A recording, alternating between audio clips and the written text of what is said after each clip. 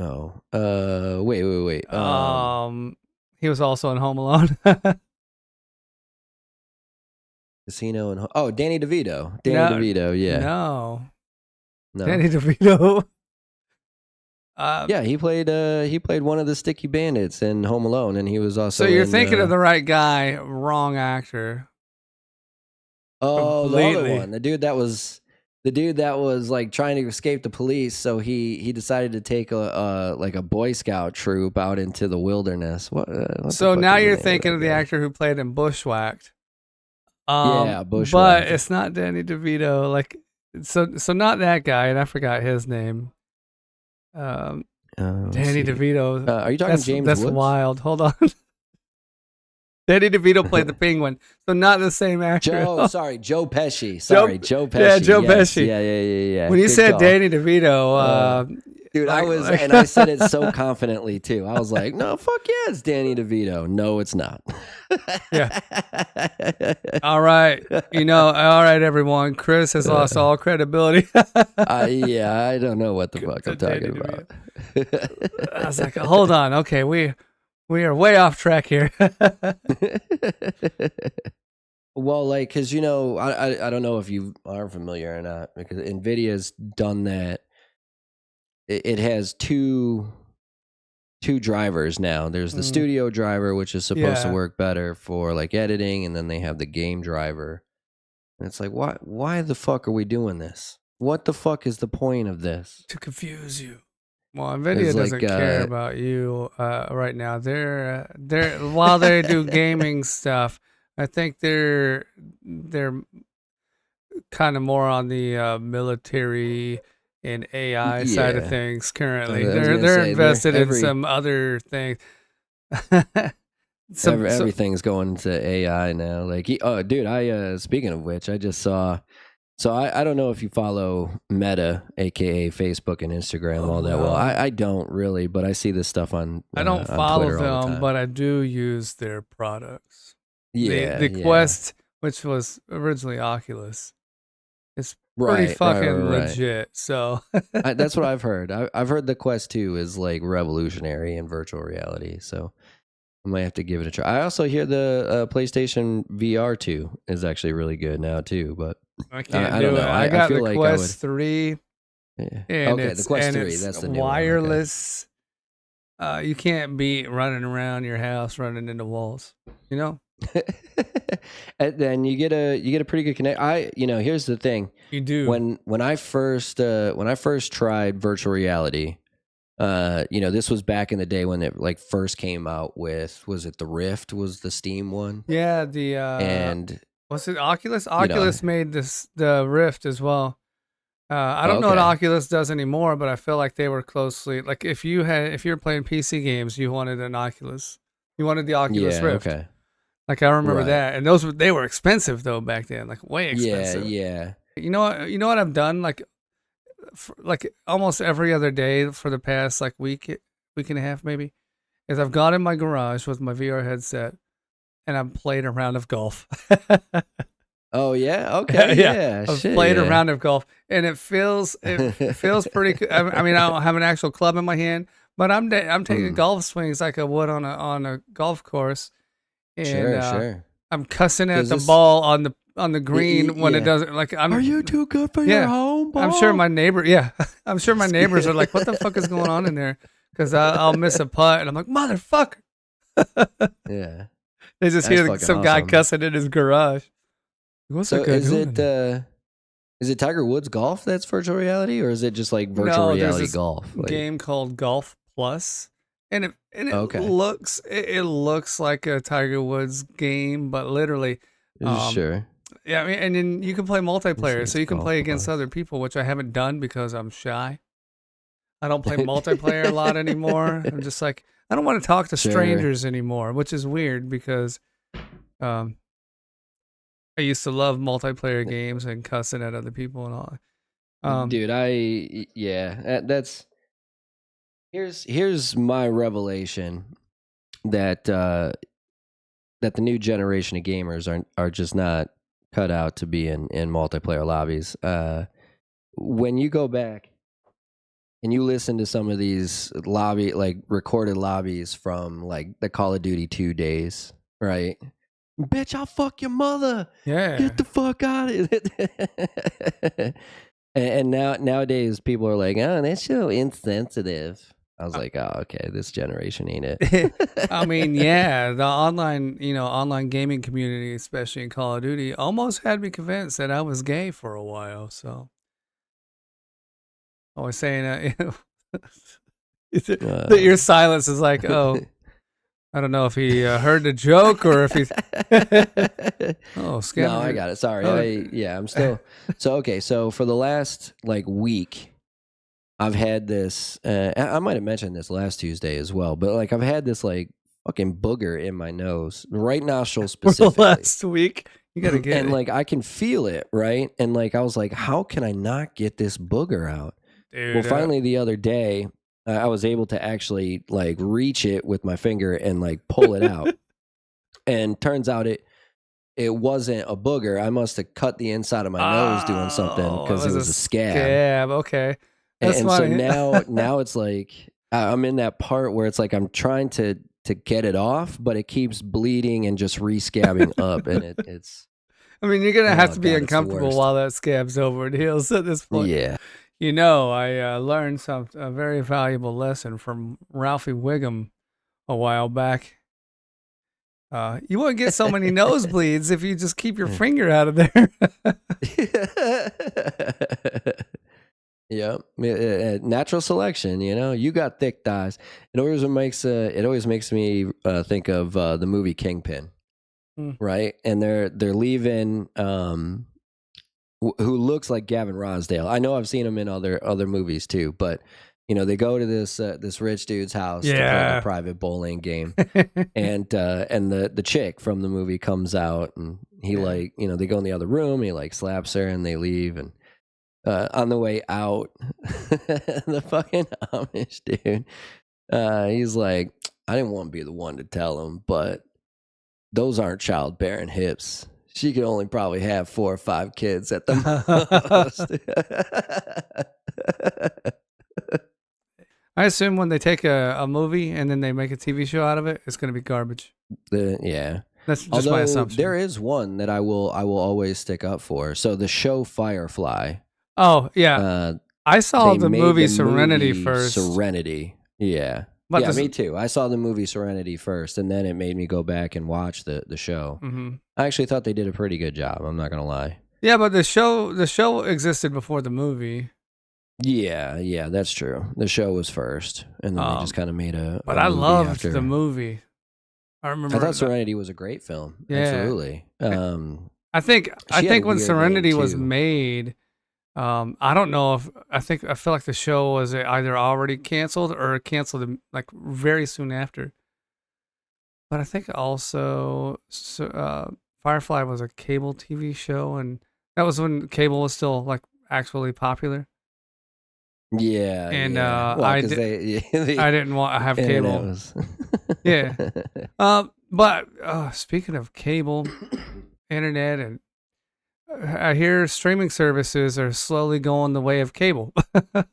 Like where Yeah, and everything's that's- being inundated with commercials and ads. Like Yeah. if I have ads that I can't avoid on Netflix, I'm not watching Netflix anymore. I'm not going to pay for a So- service because I pay extra for a service to not have commercials. Right, to not have. Well, I mean, yeah, And that's how just like cable was when right? it first came out. Yeah. Like you're Pay paying for TV, you don't have the commercials. You get all these extra and then channels. like everybody's then watching slowly- this, and then no one's paying for advertise. We're not making any money, so we have to get advertisers, and then you're back to square one. I'll And just you're back start to square making my one, own yeah. entertainment with AI. Speaking of which, I know we usually talk about movies and video games, and this is going to be about music, but some friends of mine out here actually just had a record release party. The dude does not sing, does not play any instruments, just uses AI to create songs. He Like he uses types in, the prompt, nothing else. what language. Yeah, that's it. He Because- uses AI to create everything. Because AI But he music just- has gotten really good, and I've played around Oh, with it's it. so good. Um, Yeah. And but I mean, yeah, you can write cool prompts and everything. And I like I've written some music with AI, but I've also written like because I want it to be somewhat authentic. I will Yeah, write yeah. either most of the lyrics, or I've even written like say I'll write some chord progressions. So I'll play Okay. some chord progressions on my guitar, and then I will put them into this AI and like, all right, this type of music, like the prompt for this is the type of music I want with this set of lyrics, put it in, and then what I get is pretty fucking awesome. And they're like, yeah, Yeah, I yeah. wrote that song. It's just all the other instruments involved are Well, AI. I was gonna say, you wrote the song, you just didn't produce it, Right, right? You yeah. used It's AI like to help having you a produce it. producer Yeah. that Right. Right. isn't an asshole. Yeah. He's not just randomly bringing guns to the studio for no reason because he's a gun enthusiast. Oh, wait. He was also in Home Alone. Casino and Danny DeVito. Danny No, DeVito. Yeah. no, No. Danny DeVito. Yeah, he played one of the sticky bandits in Home Alone, and he was So also you're in thinking of the right guy, wrong actor, the other completely. one, the dude that was like trying to escape the police, so he decided to take a like a Boy Scout troop out into the wilderness. What the So fuck now is the you're name of thinking that of the guy? actor who played in Bushwhacked. Yeah, But Bushwhacked. it's not Danny DeVito. Like, so not that guy, and I forgot his name. Um, Let's Danny see. DeVito. Are you talking James That's Woods? wild. Hold on. Danny DeVito played the Penguin, so not the same actor at all. Joe Pesci. Joe, Sorry, Joe yeah, Pesci. Joe Yes, Pesci. yeah. When you Good said call. Danny DeVito, Dude, like and I said it so confidently too. I was like, no, fuck yeah, it's Danny DeVito. No, it's not. yeah. All right, all right, everyone. Chris has lost all credibility. Yeah, I don't know what the fuck I'm To Danny talking DeVito. about. I was like, hold on, okay, we are way off track here. But I could Hold on a see second, why you because would I say think Danny DeVito. Um, only in one scene in Home Alone when he gets his head like torched and he was kind of yeah. baldish. Like, yeah, sure, Danny DeVito in that scene. Similar foreheads. Yeah, shoot. No, that's funny. That was shoot. So uh I actually just saw like a YouTube video. They were talking about Joe Pesci's experience on that because he comes from Casino and Goodfellas and I don't think he had done My Cousin Vinny yet. And Great so, but movie. he comes from all these movies where like every other word out of his mouth is like fuck or bitch or whatever, and like he's in this Home Alone movie and he can't curse at all, and so like there's like multiple takes of him, cursing and going, oh shit, cut, let's try that again. And so, finally Christopher Columbus was like, okay, I don't mind you using, like you could say fudge instead of fuck, or, and so like a lot of his little like, oh, fudge sticks or whatever is because of that. Cause he couldn't stop swearing for Yeah. a movie. Well, he did a lot of mumbling in place of curse words too in that movie. Like, oh, Yeah. so uh, but yeah, shoot, man. He talks about like how he like the first few days on the set, maybe the first few weeks on set, he would like actively avoid Macaulay Culkin, yeah. because like he was such that kind of an adult person that he didn't want to like pass on the cursing to Macaulay Culkin, so he like stayed Oh, away from him. interesting. It's funny. That's interesting. Uh, But he came back for the sequel, and I think it was after the sequel that is when was My Cousin Vinny? I think that was 97. The movie that oh shit, this is 92. Wow, okay, this is earlier than I thought. But Marissa Tomei, ends up winning Best Supporting Actress, and like everybody thought that that was a mistake. They accidentally read the wrong name. Like there's this whole theory going on that it was supposed to go to somebody else. Let's see 1992 Oscar noms.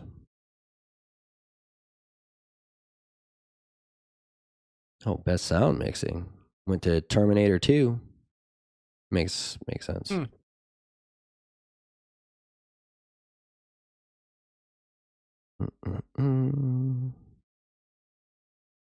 Best picture went to Unforgiven. That was a pretty good year. Unforgiven, Scent of a Woman, Howard's End. I don't know what that is, but A Few Good Men and The Crying Game. That was a good one. That was a good year. Robert Downey Jr. and Chaplin was nominated for Best Actor. It went to Al Pacino in Scent of a Woman, but Clint Eastwood, Stephen Rea in The Crying Game, Denzel Washington, and You said who in The Crying Game? Stephen Wright? Stephen, I think it's Rea. Oh, I thought you said Stephen Wright, like the comedian? The guy on the couch? And the guy on the couch. Oh, Gene Hackman won Best Supporting Actor for for Unforgiven too.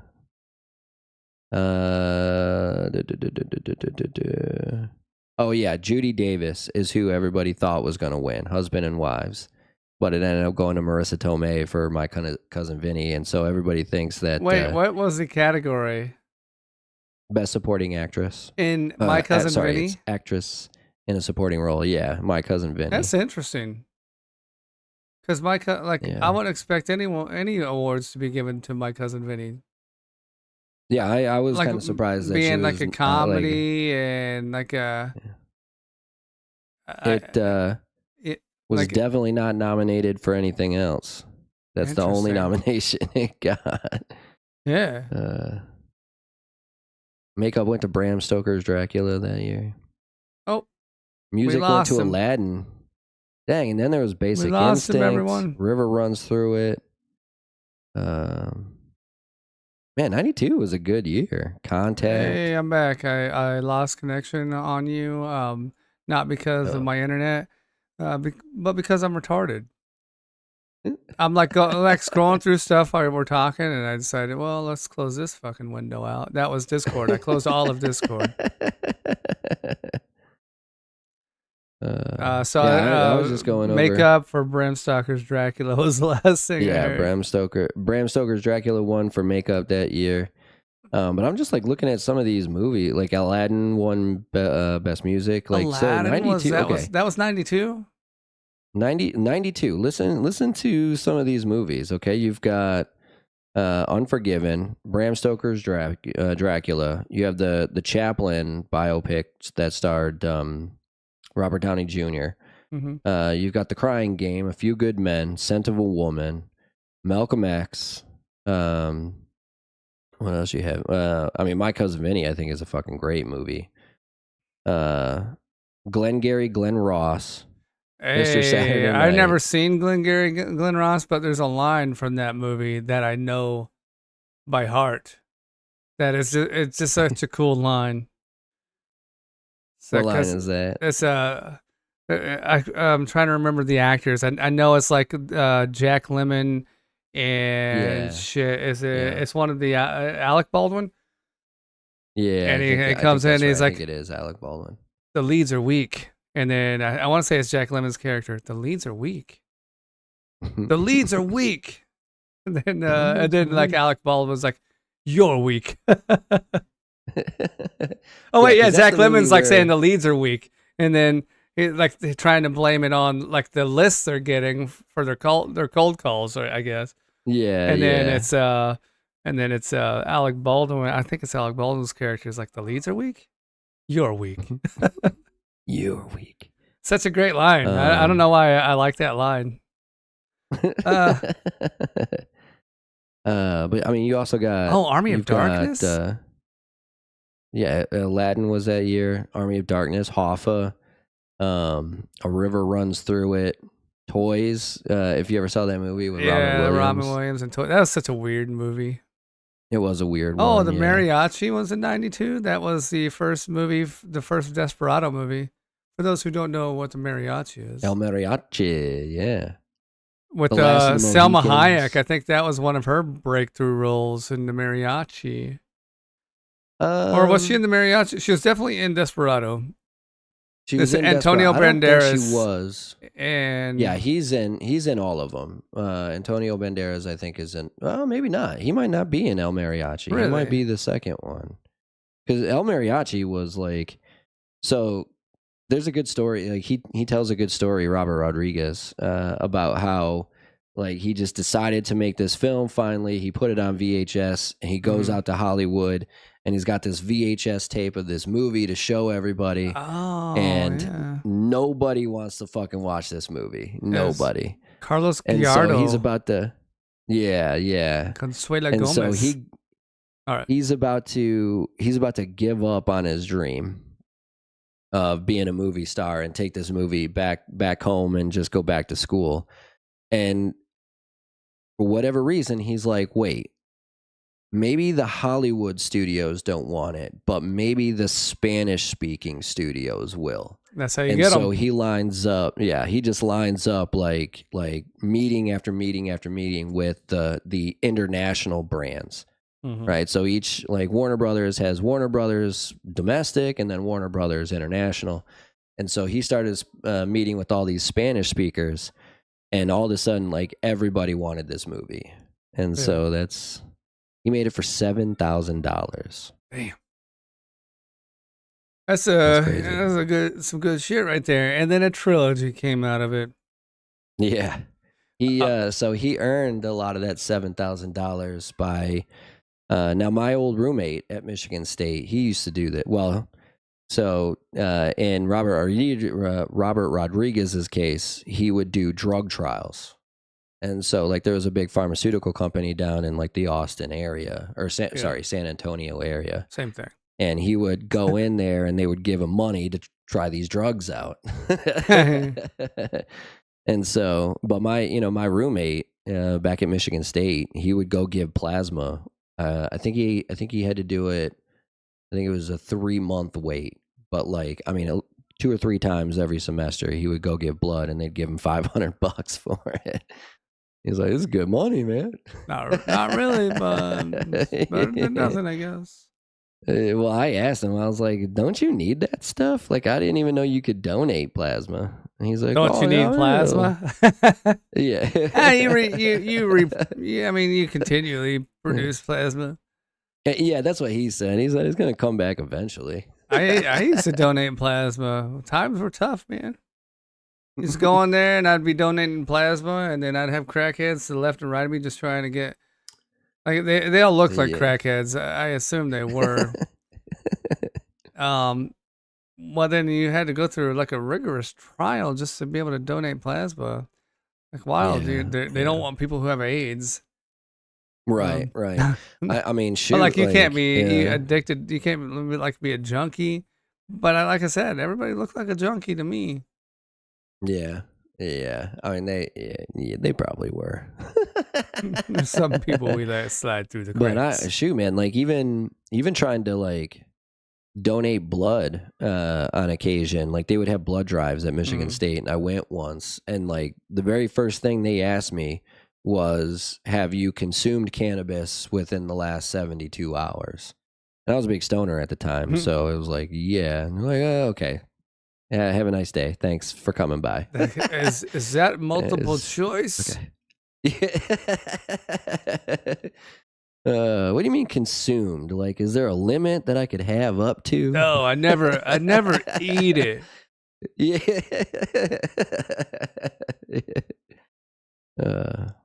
But yeah, shoot, man. Like, so he wrote a book about this. Is the book? I wish I can remember the name of the book. Robert, let me see if I can Google this real quick.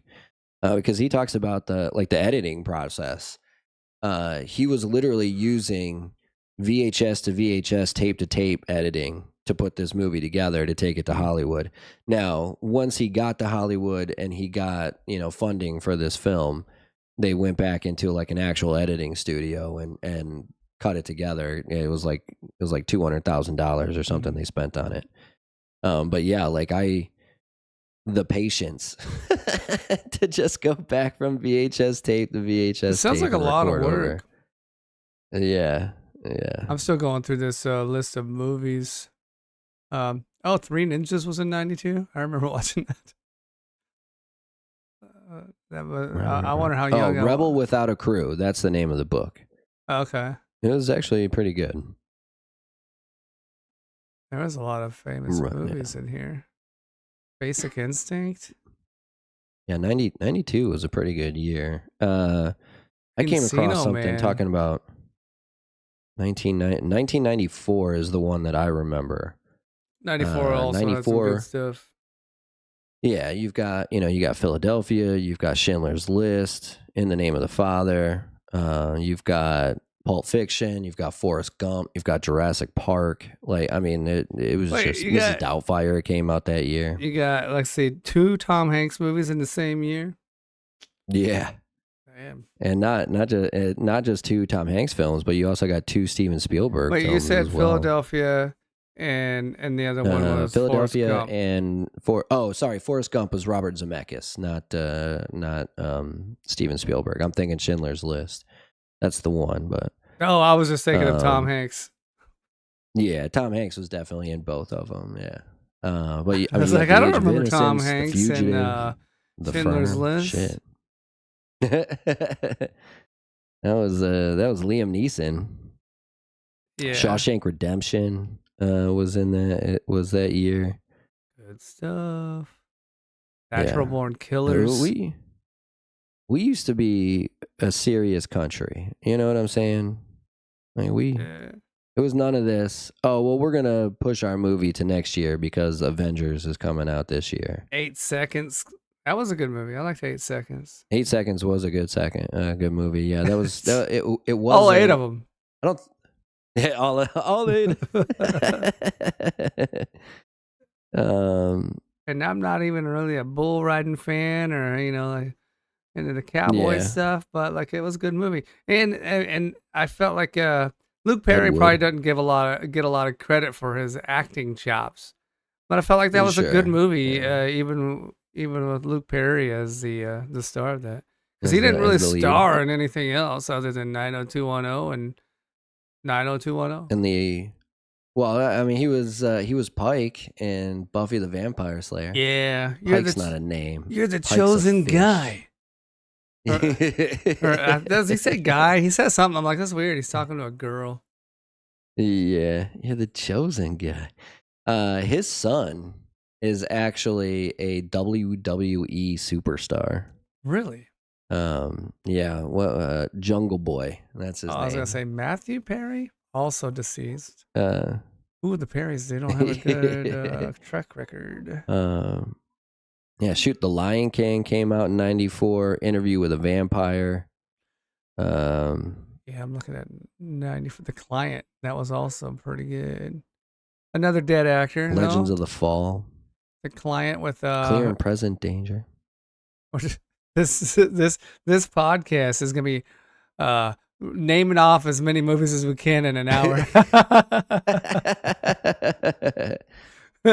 Like I mean, this one I'm not editing. Crazy. Like it's just crazy though. Like all these, all these movies are used good. to come out. Yeah, like you would never see that now. You would never see that now. Maybe you get out of 12 months out of the year, and the 100 movies that they release. Maybe realistically, maybe 4 or 5 of them. Wait, hold on. Ace Ventura came out in 94? Because Dumb and Dumber was also released in 94, I thought. Maybe Dumb and Dumber's later. Let's see. 1994, Jim Carrey.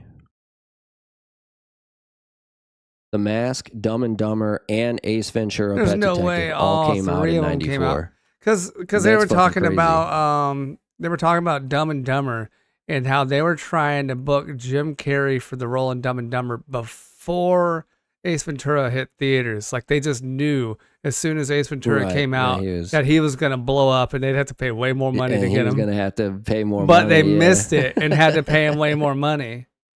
Oh shit. Um, Like that's good representation by his fucking agent going, no, this yeah. movie is gonna blow up. We're gonna hold off.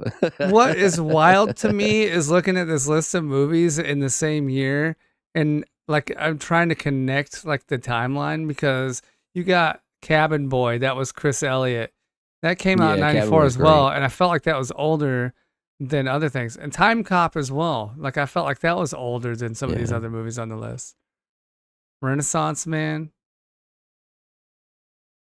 Clear and Present Danger. Cabin boy.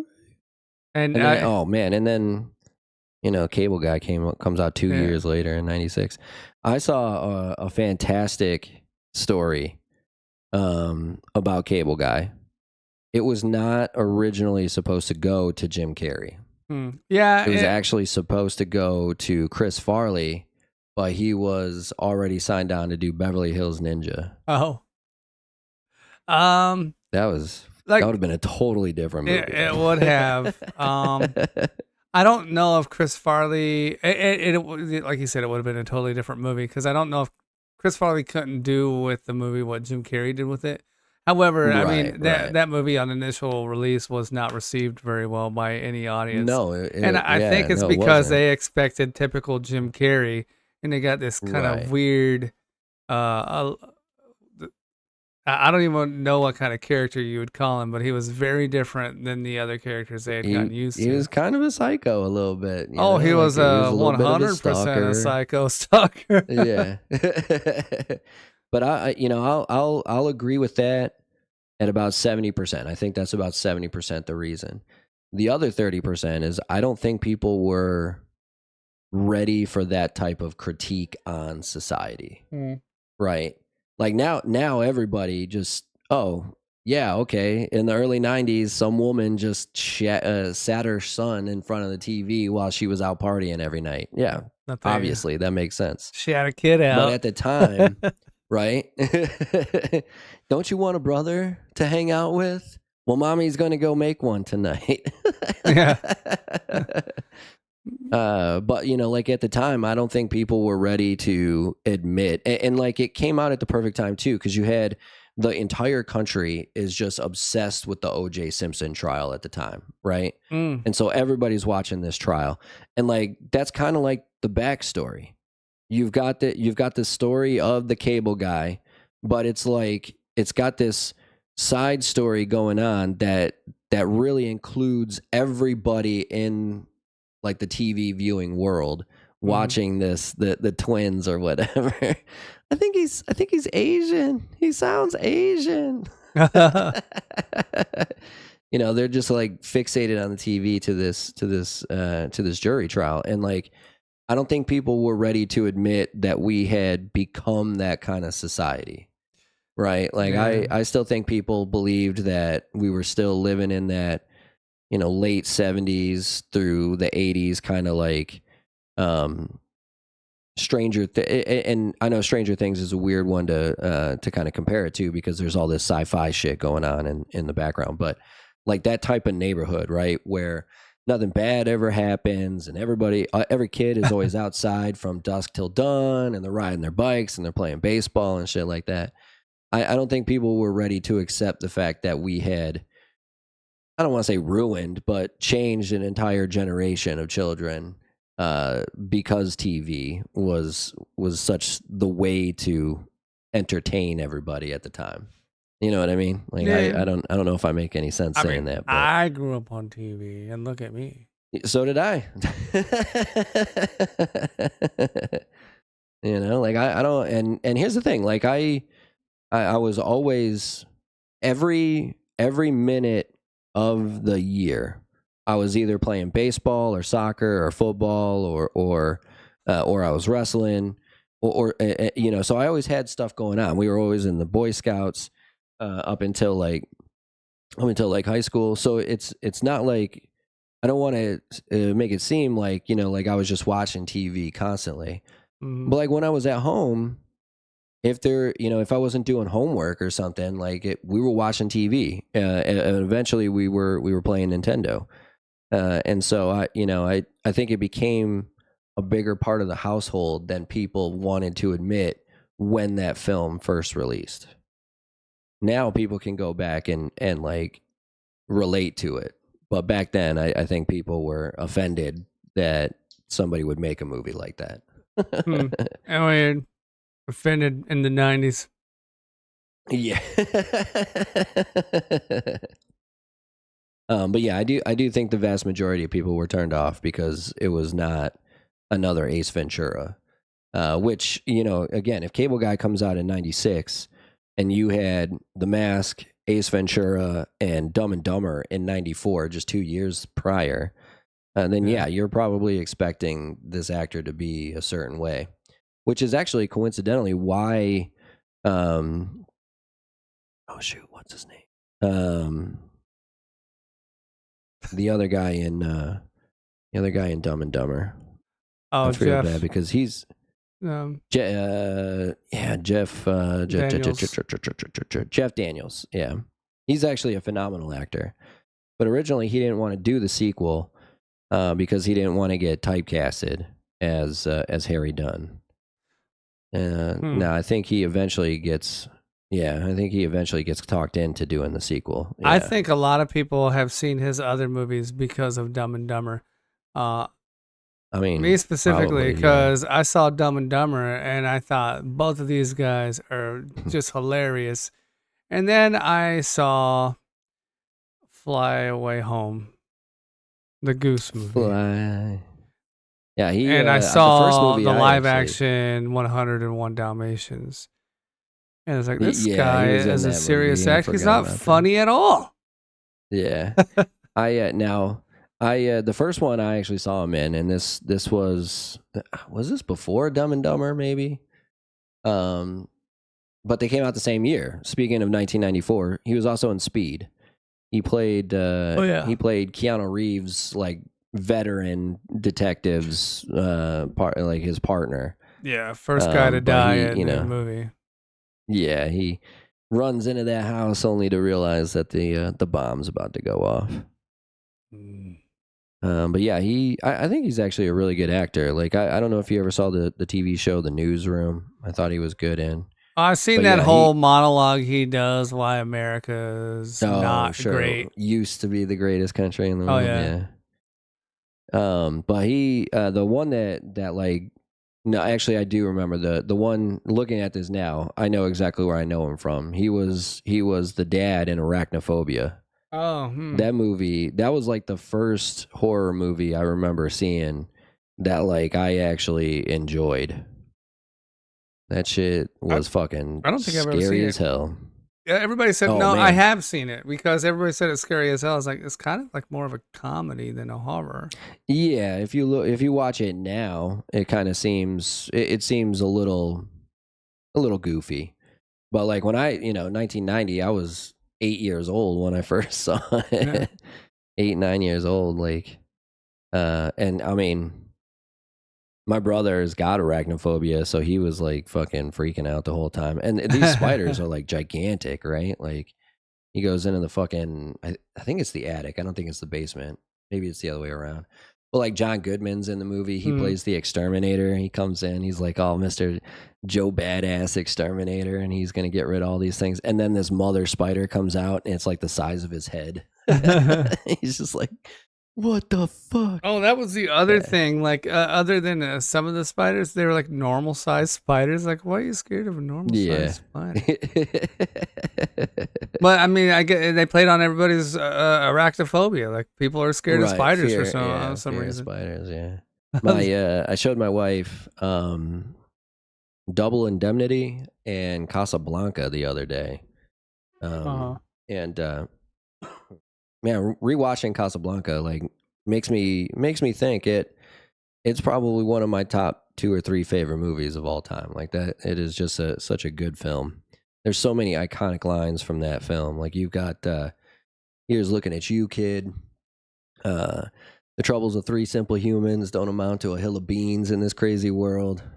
I think this is the beginning of a beautiful friendship. Played against Sam. Like there's so many good lines in that film. And my my wife had never, she didn't know who Humphrey Bogart was, and I was like, oh yeah, he was really famous at one time. And so we started watching this movie, and I think she was really into it. But it just reminded, like, speaking of not not even getting like the amount of high quality films that we used to get in a year. Like we just don't get movies that good anymore. Like Yeah. there's just so much good stuff about that. Like everybody's on point. The set designs are always good, and like you have you still have that aesthetic of videotaping a play, essentially, right? Like you've got all these background people that they don't just sit in the background, right? They're doing something, they're interacting in some way. You've got the band playing in the background, you've got the bartender doling out drinks and stuff, and like they put so much into each picture, even if it's not part of what they're trying to show at the time, that you realize that they've kind of, I don't know if I would say they've given up or if they've just stopped trying. But like it looks like a lively place when you go to, in the case of, in the case of Casablanca, it Rick's American Cafe. Well, Hmm. it's French, so it's Rick's Cafe Americana. But it looks like it's a place that people would go to and enjoy their time there, right? It's not just some bar that people are sitting in the background while the two actors do whatever it is they're supposed to do. And it kind of made me sad a little bit. Not gonna lie, L- a little bit.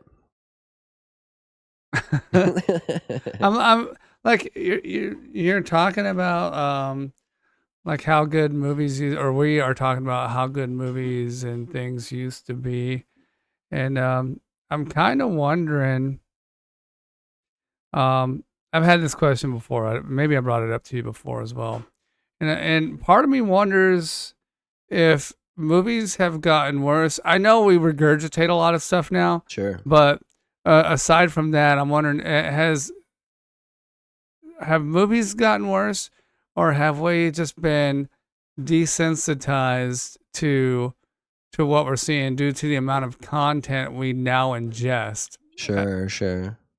Yeah. Because like back in the 90s, like when these movies came out, they would get teased to us for a long time before they ever made it to the theater. Yeah, that's true. And Yeah, then yeah. and then from theater to VHS or whatever, it also took a long time. Yeah, Now they're just churning stuff out. that's Um, true. It's in the movie but theater for a week and also then it's on streaming the platforms. yeah, the what's the other thing? Like what we can do, like the technology to create some of this stuff is like really fucking good. And that may be one of the other reasons that things are so easy to put out. Like they're not taking years to make a movie anymore. They can just do it in a few months. Sure, sure, sure. Especially with the, like the Um, help of AI and stuff. yeah. So Yeah. I'm kind of like I'm on the same boat where I just feel like well, there's a lot of garbage, but also feel like maybe it's because of us. There's just so much of it. I Like we think can't be entertained because we're just so bored. We're all New Yorkers now. Seen that all the time, you know? Yeah. No, I get what you're saying. Yeah, I'm sure probably some of it is part of it.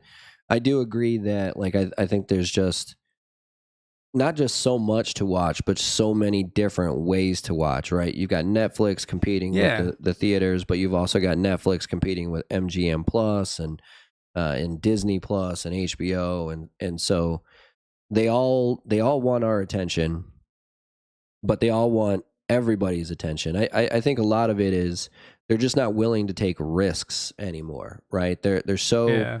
they're so scared that they're going to offend a certain type of person, or they're going to come across as this to somebody else, or they're, if they get too outside of the box, they're just, no one's going to watch it because they're going to think it's Yeah. weird, and it's just going to be, another meme on Twitter and stuff like that. So I think that's kind of a combination of it.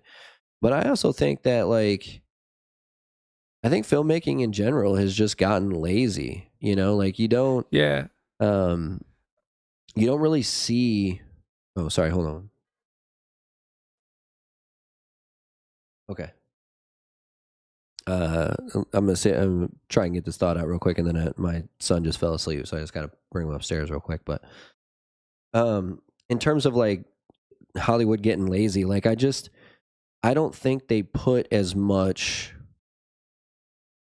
into each individual scene as they used to. I Yeah. think of someone like Alfred Hitchcock, where he defined the idea of an auteur, because he was like, no, I want this clock at this time in this corner of the frame, or this long, and I want Mm. these two background actors, I want them to have a discussion, but then they're going to do this, and I want you, the actors, to come in, you step here, you say your lines the way I want you to say your lines. Like, it just seems like they put more effort into it, whereas now, Hmm.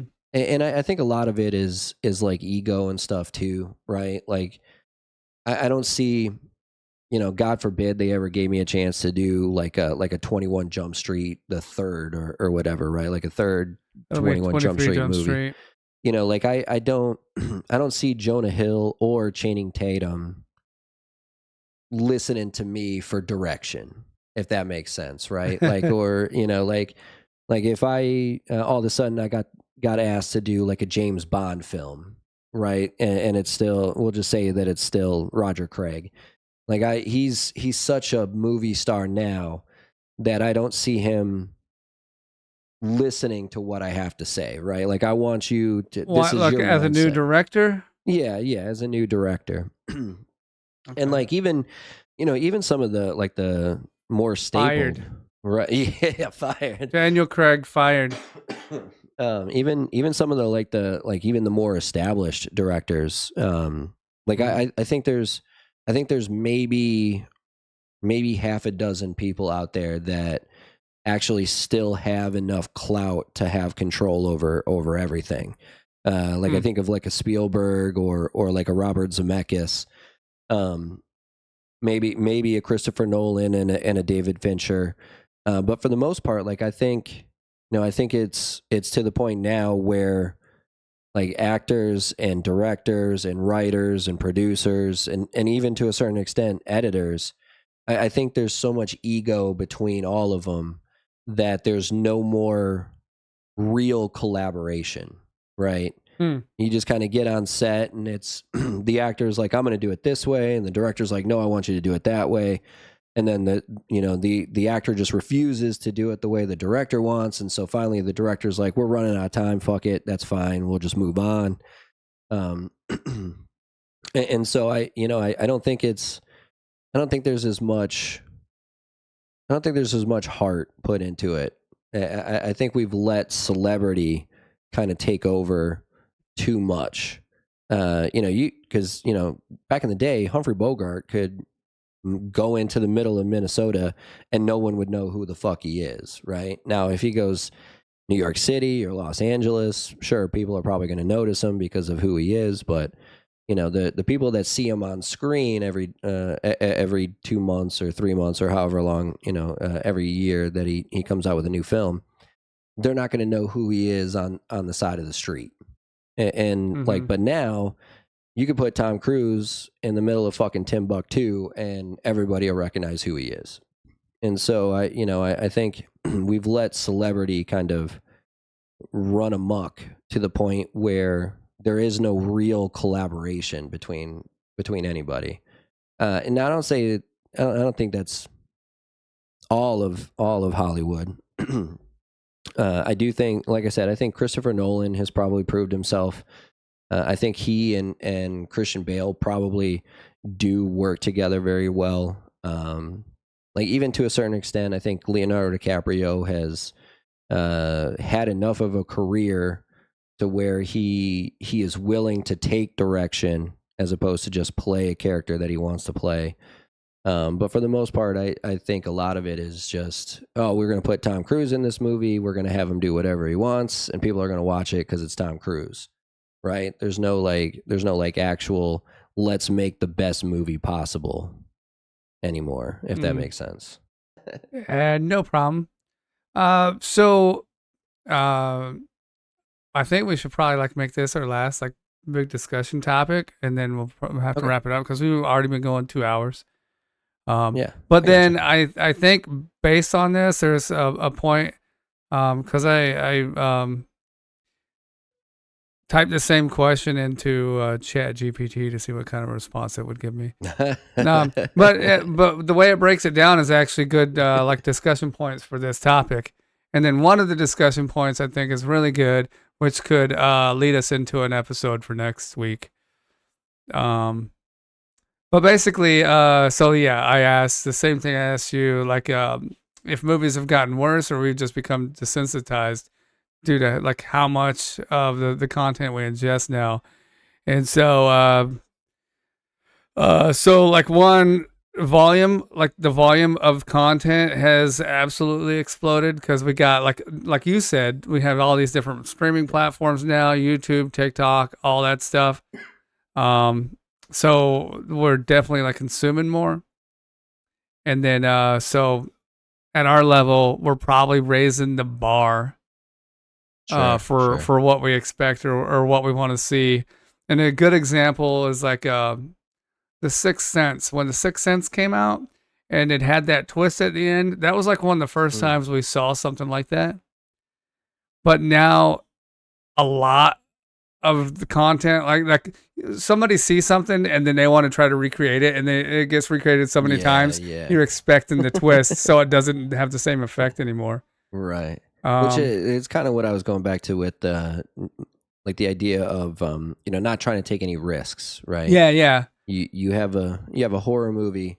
It's got to be this, yeah. and that's your movie. And Yeah. that goes into like the second point, where it's like we're kind of like on an algorithm system.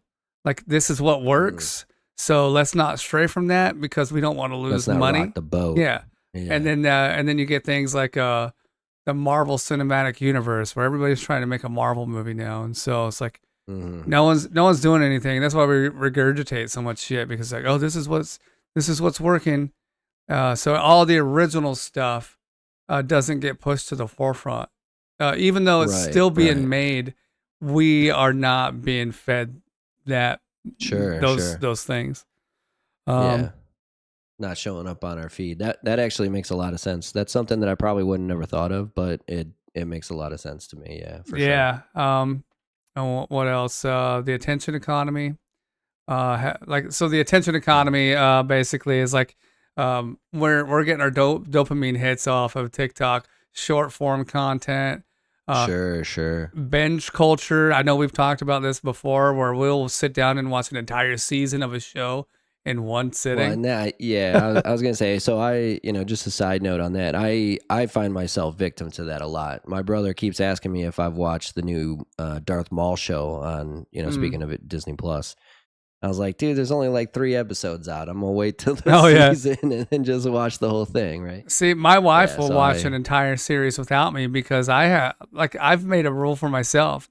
Uh, Not because I can't sit down and watch an entire season, but I just mhm. don't want to spend my entire day on the couch. Sure, Um, sure. I feel that. so Yeah. we'll sit down and watch a show, and after 2 episodes, and like all these shows are an hour long each. Like, can we bring it back down to 30 minutes? I mean, come on. Yeah, yeah. Like all these shows are an hour long each, so I sit there for a full length movie for a TV show. Yeah, And yeah. then I get off the couch. I'm like, all right, that's my 2 episodes. And my wife doesn't want to wait around for me. She'll end up watching the whole thing Right, without right. me. I'm like, all right, well, I'm not watching She's anymore with you because you watched it ahead of me. Um, but yeah, so yeah. that's a big thing. And the That's another good pacing, point. the pacing and structure of stuff. It's a lot faster paced stuff now. And Sure, sure. one of the movies that's brought up here to compare to is like Blade Runner is like a more a slower, like the original Blade That Runner is like a probably a that slower burn. is that is hilarious, actually, because that's my wife said the same thing. My wife said this is when we were watching Double Indemnity, Mm-hmm. which, in case you've never seen it's a film noir movie, came out in 34, I think, 34, 35. Mm-hmm. But it's about an insurance salesman who falls in love with one of his clients' wives. That wife wants to murder the husband for the life insurance policy, and he helps her do it in a specific way that would double the amount of life insurance payment that she was supposed to get. Oh. But it's very slow, right? Each scene is kind of played out. There's not a lot of camera movement, so it seems longer than it probably is.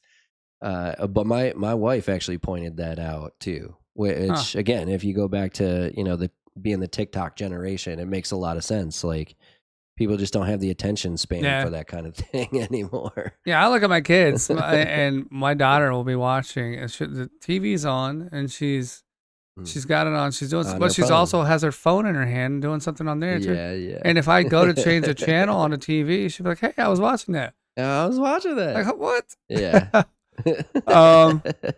So that's the attention economy aspect of it. Then there's nostalgia bias.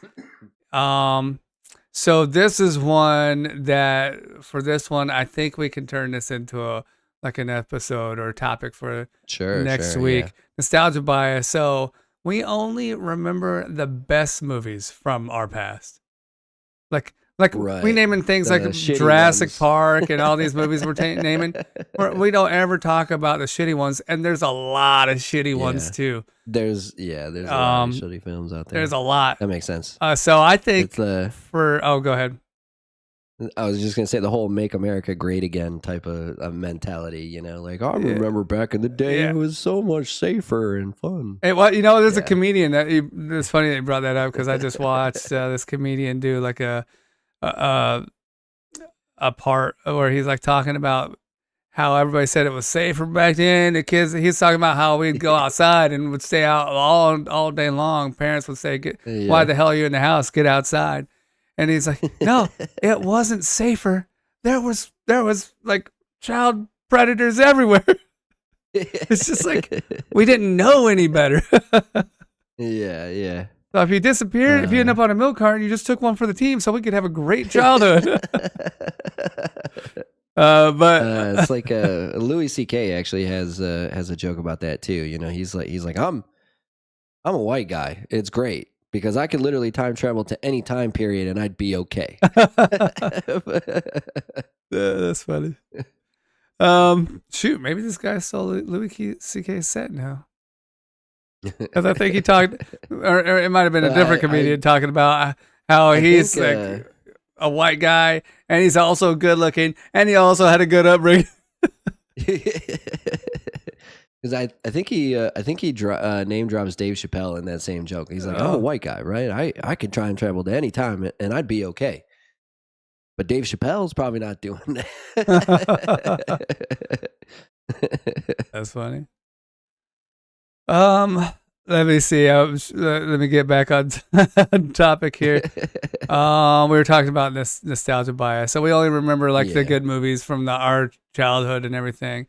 So based on that, and then I'll get to the next thing. Like I said, I think we could do something where, over the next week, we look at some of the shitty movies that we don't talk about and make that a topic of discussion next week.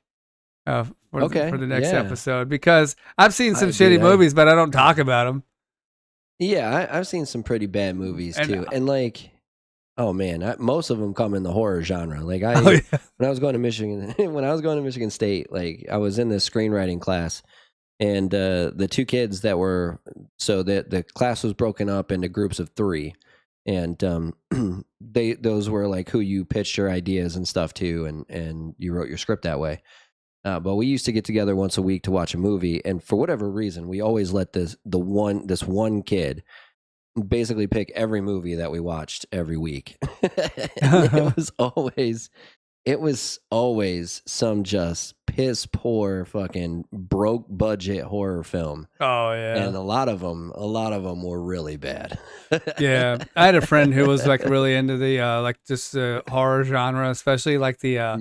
the like almost like the school project, like college horror type stuff, because everybody starts out Mm, making horror movies for some reason.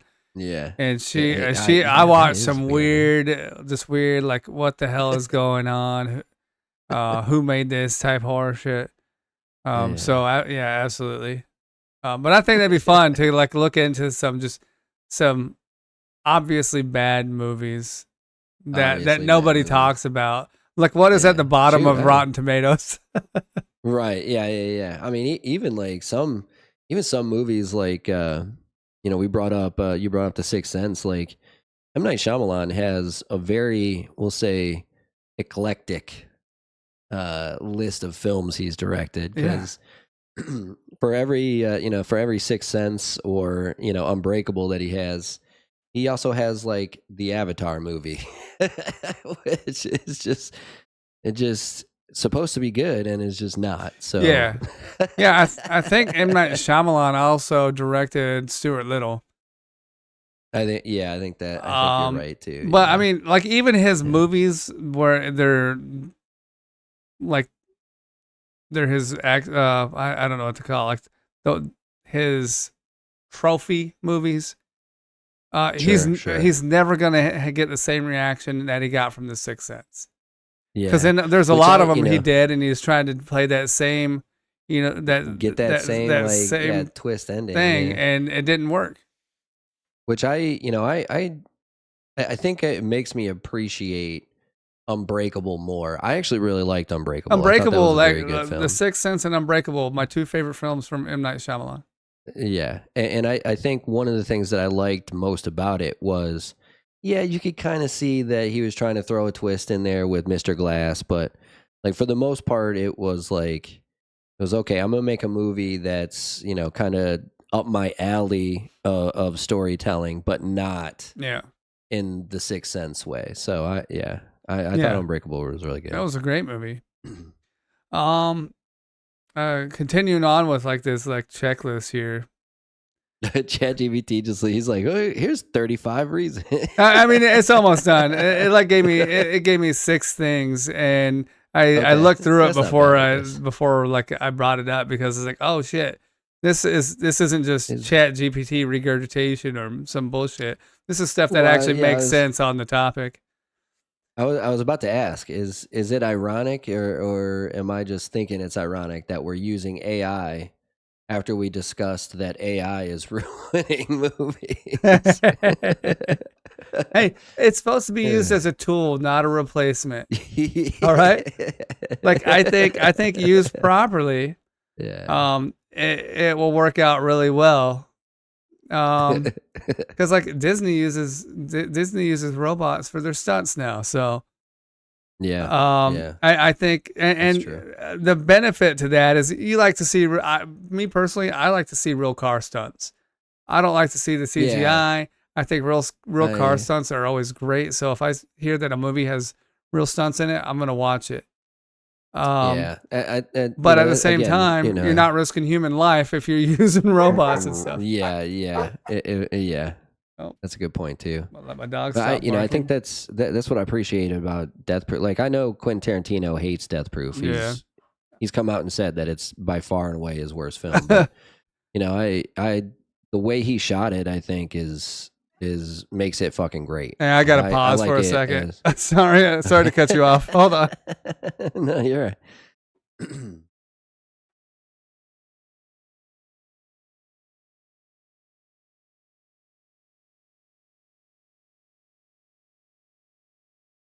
All right, my bad.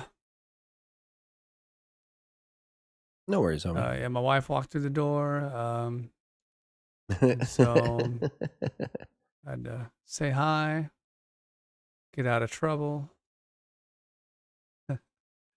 So you're talking about Death Proof, Quentin Tarantino. Yeah, I was just saying that, like, the way he shot it, like, there's the opening scene where, he tries to mimic, have you ever seen the if you ever seen Reservoir Dogs, like the opening scene where it's the they're sitting around the table. The difference being like in Reservoir Dogs, it cuts between each character, but in Death Proof, he uses one shot to go through the whole opening Mm, scene, right? And so, that kind of goes back to this idea that I just don't think people care anymore, and they don't try and do these elaborate takes that really put a lot of effort, yeah. take a lot of effort to create. But he also, the reason he casted Zoe, I forgot her last name, but one of the characters, Zoe, the one who does all the stunts, he cast her specifically because she's done all these stunts, right? She's from Australia and she used to do all these elaborate, like, standing on the hood type stuff and whatnot. And so, they were very practical Mm. effects, and I know he doesn't like it because I think he doesn't like it because most people say that it's his worst film, Oh, even though I 100% disagree. yeah. I find that a lot of actors or directors will dislike a film if their audience didn't like it. Uh, Yeah, Me personally, I will. For some reason, there are movies that got terrible reviews. The actors will bash their own film. I'm like, damn, that's like one of my favorite movies from that yeah. person. Mystery Men is the first one that comes to mind with Ben Stiller. I thought that was Sure, a sure. great Yeah, movie. yeah. It was I thought it intended was to be good. I corny, wouldn't so put it's it as like, a how can you hate right. your corny Yeah. movie? It was intentionally corny.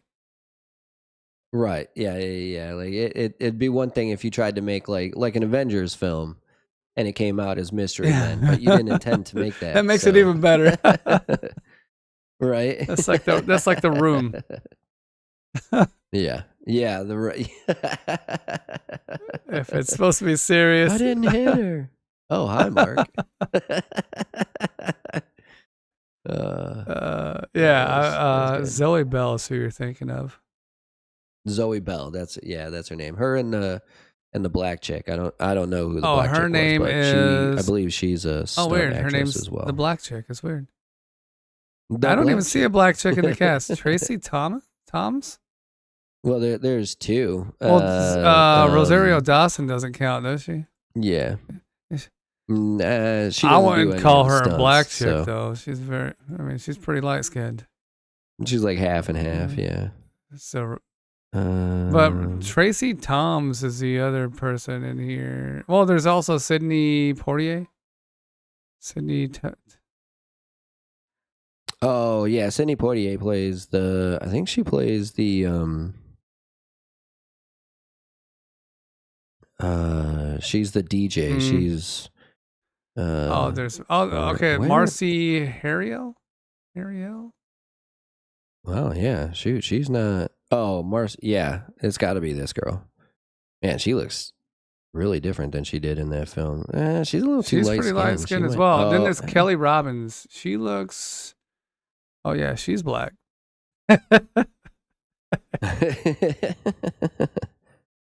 Man, did she? Yeah, she did not get a very. But Kelly Robbins might have Okay, been a hold on. I producer. think She's a this film is. producer. So. Oh no, this is a film. This is the cast. I don't Wow. know. Okay. I'm Let's. running out of black chicks here. Yeah. Right. Where? Maybe she was.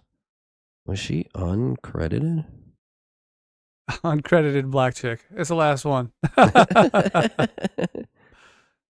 'Cause, I mean, it was her and Zoe Bell were the ones like driving the Yeah, car when they were I getting feel like chased it might down by be Kelly Robbins. Maybe I don't know. maybe like, man.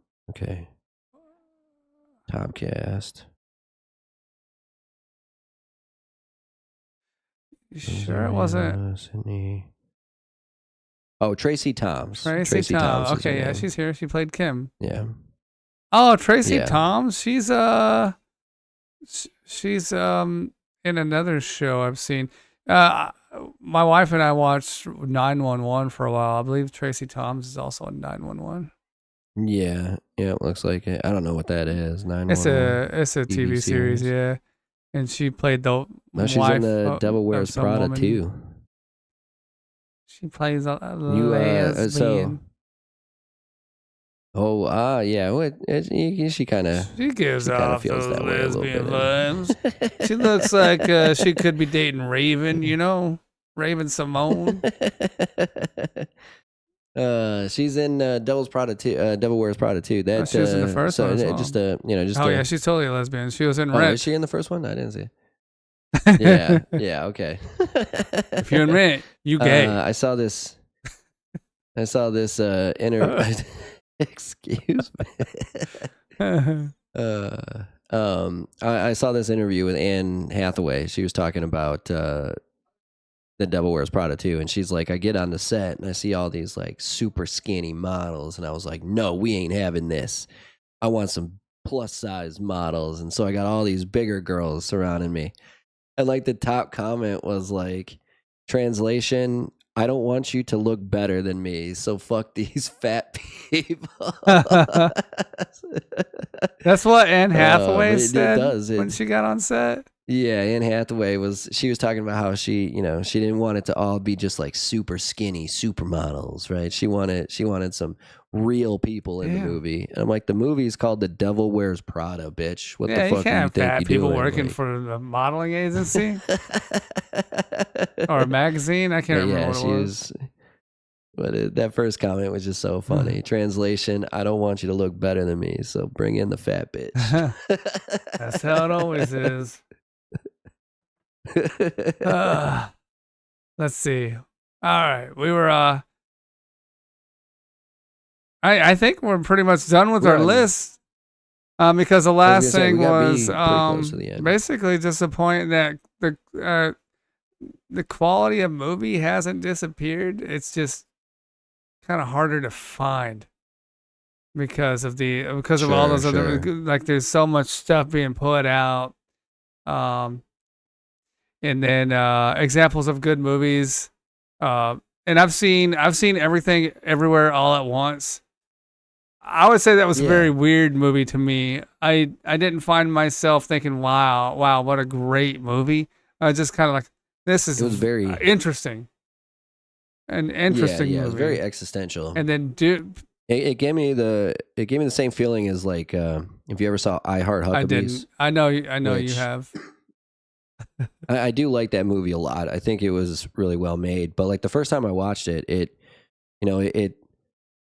came across as a film that actually tried to like Waking Life, right? Where it was actually trying to expose you to a different way of Waking thinking. Life. That was Right. So it was like animated. Yeah, I know yeah, that came looked out a like a long Scanner time ago. Darkly. That was like early Hmm. 2000s. Yeah, Yeah. but it was like the movie. The essential aspect of the movie was like it was trying to show you that like what you believe is Mhm. reality, right? Like it's just because you see the color blue in the sky doesn't mean that it's blue. It's just blue to you because you perceive it as blue. Yeah. Whereas that guy, he's like driving down the street in a boat, right? Yeah. He's not actually driving a boat on the street. But that's what he perceives himself as, the captain of this boat. So his car is a boat type of Yeah. stuff. And like I Heart Huckabees is very much like how we see the world in terms of how we connect with other people and how we're all technically the same, Mhm. right? There's this great moment in the movie when Jason Schwartzman, like the lead character, sees Jude Law's character, who is like his nemesis in the film, because Jude Law is he's the smooth talking businessman who, very corporate friendly, and he gets the girl, he gets all the money, he gets all the celebrity because he's like the corporate Mhm. guy. And then you've got Jason Schwartzman, who's like the activist, and so he's getting shit on all the time, and he's always broke, and he's riding around on a fucking bike because he can't afford a car. But there's this moment when Jude Law uh, accidentally oversteps his bounds, and he kind of gets dropped down a peg. But that in turn brings up Jason Schwartzman's character into a more confident type character. and there's this moment where they realize, oh, I get it. You have also experienced pain like I've experienced pain, and I've experienced joy like you've experienced joy. So we're the same, right? Hmm. And so it's this very existential idea of a film, which could never get made today because one, it didn't make a whole lot of money, even with the cast that it had. It had Mark Wahlberg in it. It had Dustin Hoffman in it. Lily Thompson. Like it had a bunch of big names in it, and still nobody went and saw it except for me. It's you're in the theater by yourself. Huh. But it, the idea behind it, I think, was very unique and very very Yeah. creative. Might have to take a look at that one. And so yeah, it's good. It's good. They actually use CGI in a very very interesting way because so Dustin Hoffman and Lily Tomlin play this.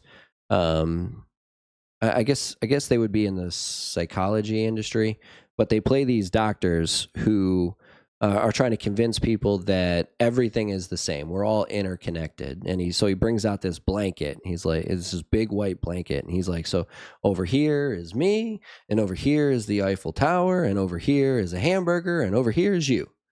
And so like everything's the blanket, right? We're all one in the universe. Mm-hmm. And so, but then, Jason Schwartzman being like the cynical Jew that he plays in the film, he's like, but I can see us, right? Like I can see the end of your nose and I can see the end of my nose, and there's a separation. And so they just go into, but if you keep looking, if you look deeper, then you can see the little particles of my nose floating in front of my face and your nose floating in front of your face, and they're so together. But then there's cracks in between those. No. Look deeper. And it just like, it uses CGI to just kind of like blend the two faces together. It's done very, very, very good. It was directed by David O. Russell, who I think I think he's gone on. He's done a couple of things that were pretty successful, but this one was like his first big one, I think. But yeah, I highly recommend that movie. I liked it a lot. Even Yeah, if no I mean, one I'll else check saw it out. You've talked about it more than once, so I guess I need to know what you're talking about. because you've mentioned it more than once, you've sold me on it. And I like existential movies too, so I'll look into it. Yeah. He did The Fighter, Three Kings, Silver Linings Playbook, and American Hustle are kind of like his That's big interesting. ones. Those are all wildly different style movies. Yeah. But before that, he did. Oh shit! He's also directing the John Madden movie with Nick Cage as John Madden. That's kind of funny. But yeah, before all that, he did I Heart Huckabees back in 2004, and it's fucking great. It's fucking great. Existential detectives. Nice. Yeah. All right, one last movie to bring up for like movies that are like supposed to be like good that are good nowadays. I haven't seen this one, but I kind of believe that it's a good movie because it's a Korean film, and Korea is like putting out some great stuff. The South one, like I mean, this one's called. I'm not gonna lie. Oh, go ahead. If you talk to any North Koreaners, they also put out great movies too. Probably the best. I've only ever heard that from North Koreans about North Korean films, but I'm sure they wouldn't lie. Probably right? couldn't name any because I don't think they produce any movies. There's a lot of propaganda. But this movie's called Parasite. I've heard of it, but I haven't seen it yet. Yeah. By Bong Joon-ho. Joon-ho. Yeah, I've seen this movie. It's good. It won the Best Picture for Best International Film in the Oscars, but it also won the Palme d'Or at Cannes that year. Right. The movie. That's what I want to read. That's what I want to watch too. I read a little bit about it. So I'm gonna have to watch that one.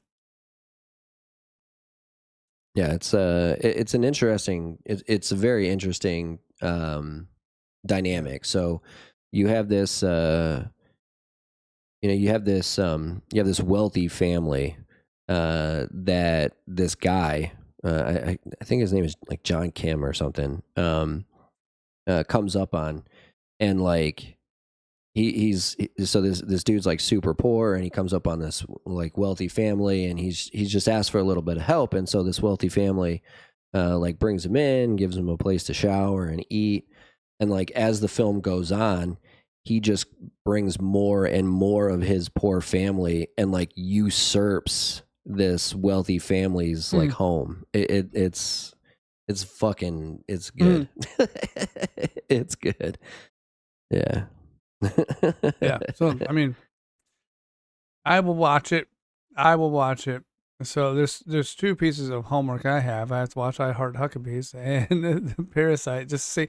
But honestly, to kind of wrap things up, so we don't get into 3 hours long. I think the homework for us, so we're ready for the next one. And I mean, if you have any other ideas, you can put it out. It's like we got to look back into like 80s, 90s movies and find some just shit ass movies that Just shitty or ones, ones yeah. that were supposed to be big and they flopped terribly. Sure. So I might have seen some and I just don't remember it. Or I thought they were good and they weren't. I think that's a great idea. I would love to talk about movies there's one movie called Funny Games that I absolutely I hate that movie. I don't usually hate movies, but I hate that fucking movie. Like it drives me crazy. I don't. I'd definitely be willing to talk about stuff that I don't like. Shoot, I like talking about shit I don't like probably more than I like talking about stuff I like. So